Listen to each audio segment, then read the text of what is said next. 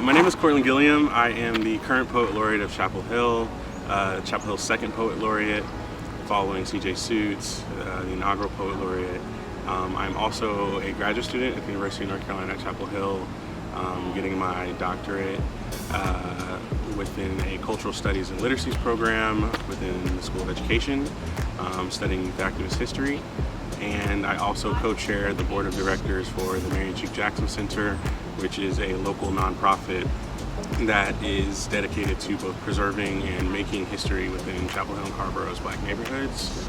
And I also sit on the board of another nonprofit called Prism Lab, which is a youth arts-based design nonprofit that helps plug in youth into design opportunities, creative, expressive, artistic initiatives and opportunities to grow their sense of expression and their exposure to the arts.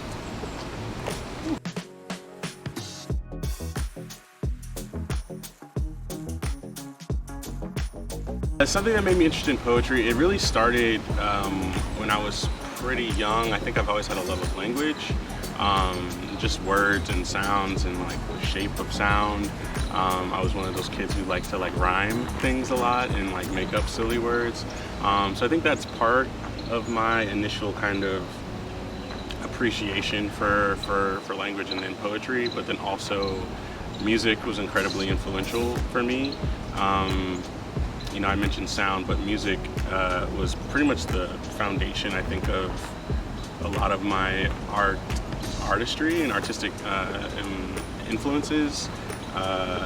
Just listening to a lot of music as a kid and really gravitating to song lyrics was just something that I was drawn to. And as I got older, I began to experiment with writing my own lyrics, both like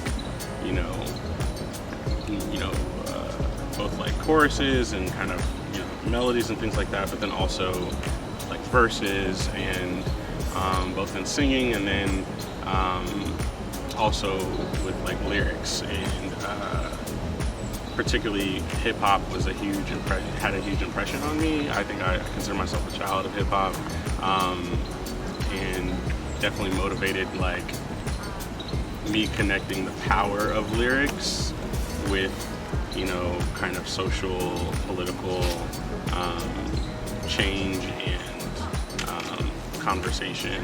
And so I kind of found poetry through some kind of combination of just a love of language and a love of finding ways to communicate with people, particularly as someone who didn't feel really connected to a lot of people growing up. And then music was just like a nice container for me to play around with voice and kind of discover my own voice.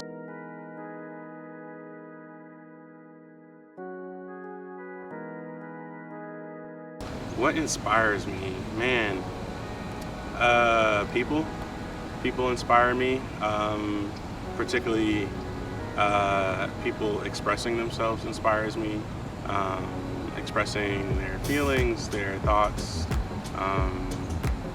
values, ideas,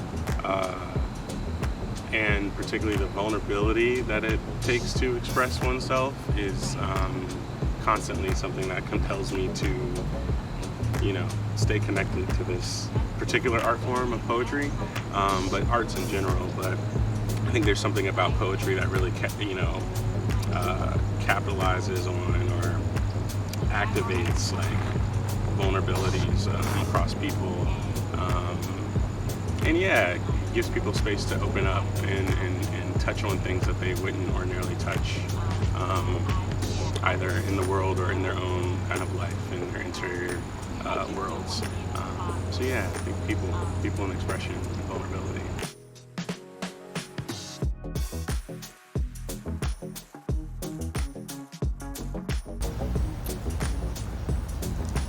I think, I hadn't really, when I first was, invited to think about applying for Chapel Hill Poet Laureate, I didn't really know a lot about the position. I actually don't believe I knew what a poet laureate was at that time.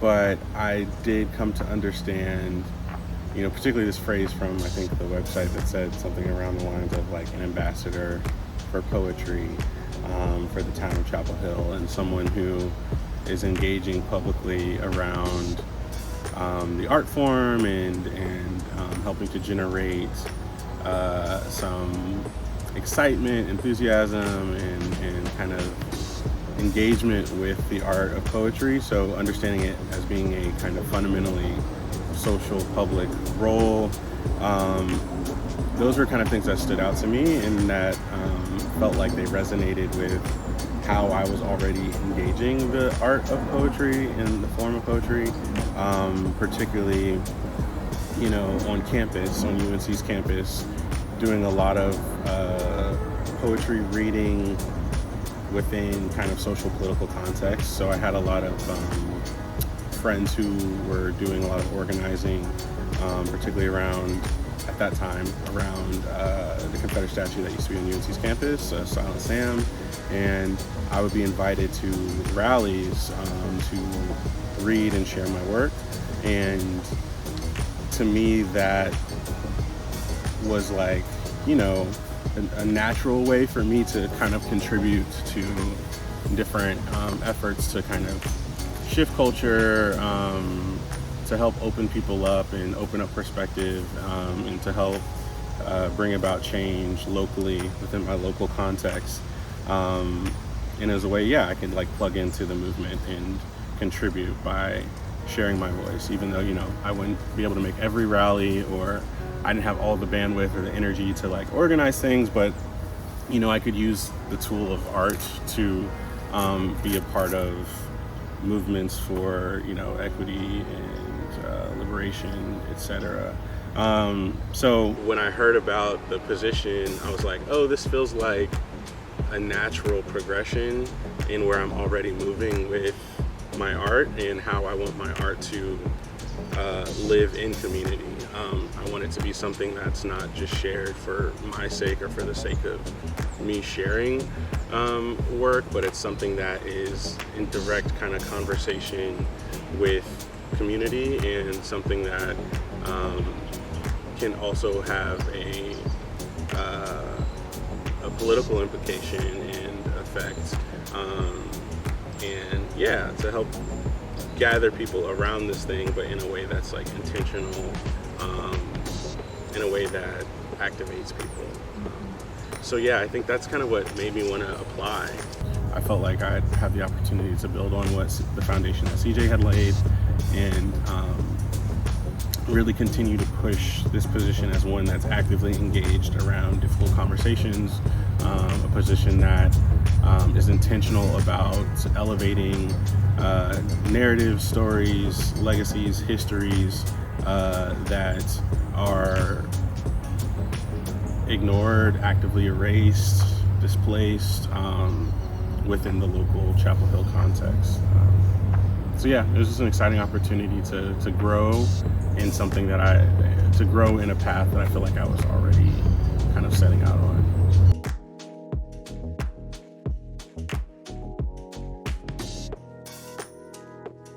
I guess one of my favorite parts of Chapel Hill, I don't know if I can say what my favorite part is, that's hard, but is, being connected to the Jackson Center, and really just that center and space, and kind of their values, and all the things they do to ensure that people who are from this area, who are oftentimes not considered as being from the area, are able to remain in their homes that have been in their families for generations, and helping folks, particularly I'm thinking of folks in the north side, Pottersville, Sunset, making sure that these folks can continue to determine their futures.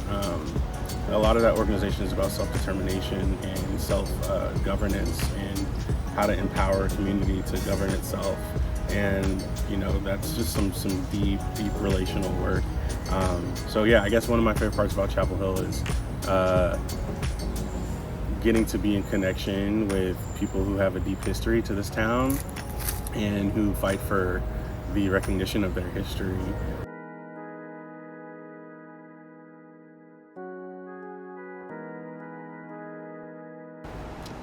The most rewarding experience I've had during my time as Poet Laureate.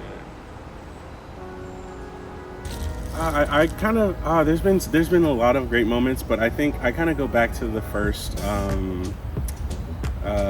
major event that I kind of curated and coordinated for the town. It was my first collaboration, and it was very much like my first Poet Laureate event. I had been doing a lot of readings around the Triangle. I'd been invited to do workshops and stuff around the Triangle, but in terms of collaborating with Chapel Hill Community Arts and Culture and having an official town Poet Laureate event, I got to do that in National Poetry Month in April, and the first Poet is a Verb event. That's the title that I came up with for this event, and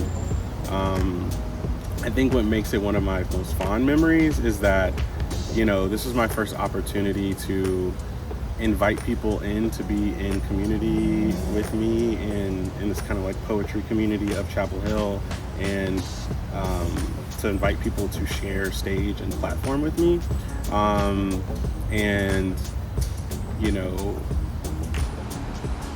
to be in front of an audience where the people who I invited aren't always they're not always performing or reading in the space of Chapel Hill. But yeah, even more so what made this important is that I got to invite people who I deeply admire, writers who I deeply admire, and people who I've learned from, who have inspired me to even start writing, and to start taking my craft seriously. I got to invite these folks in.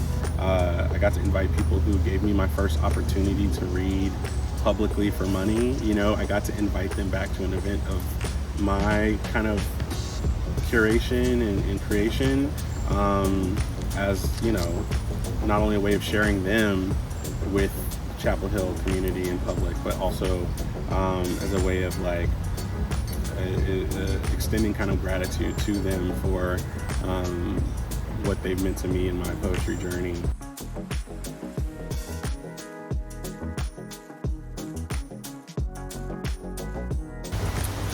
I would tell the next Poet Laureate,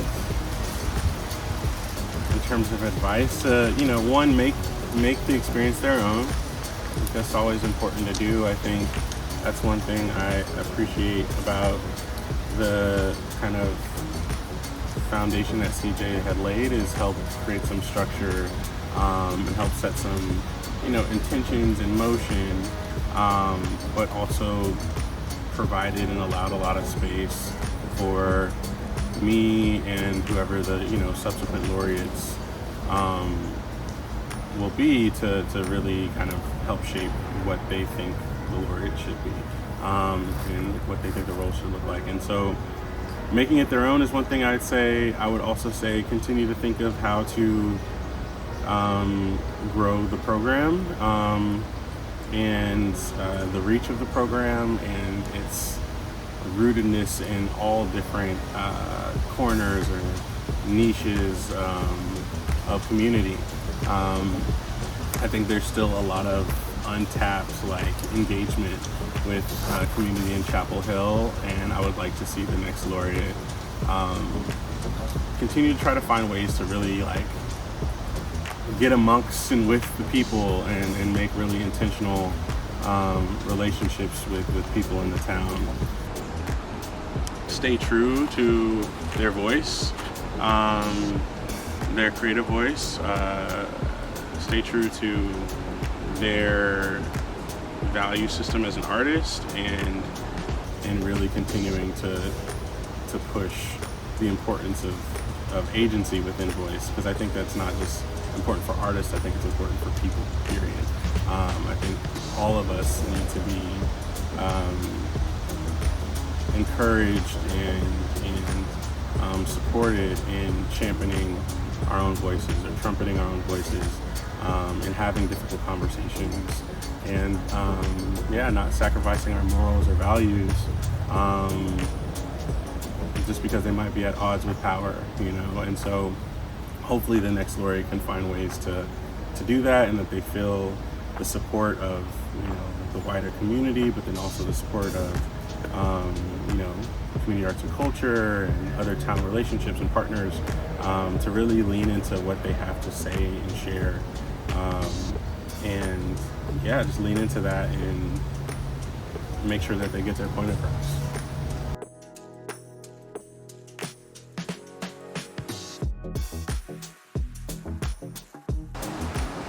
It's a good question. A lot of people want to know. I'm pretty open right now. I think in terms of what comes next for me, I think one thing I definitely know I hope to have more access to on the other side of this poet laureateship and my dissertation is just time and space to really get back into like the meat of my art, and particularly what I want to say.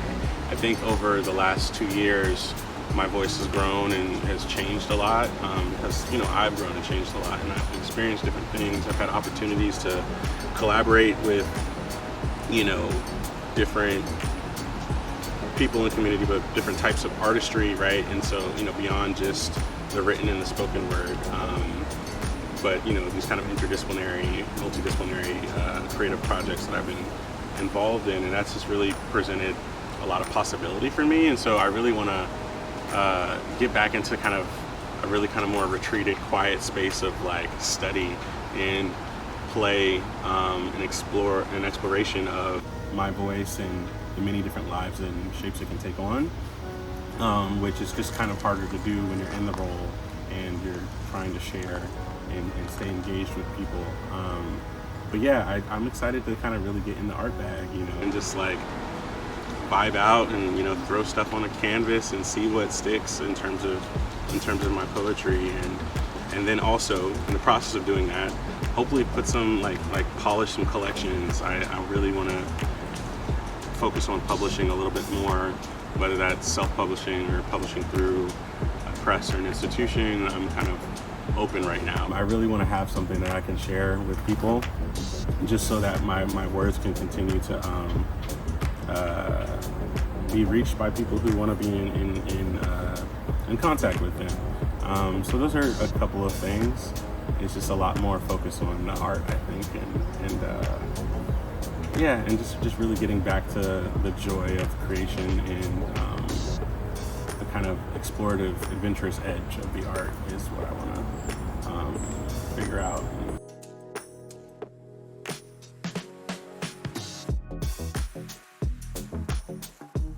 It's been a great ride. I really appreciated getting to work with such great people like yourself and community arts and culture as a whole, and the Chapel Hill Poet Library, and all the folks who have been just like really awesome champions of me, and of the work, and who really want to be engaged. And it's been a real treat to see people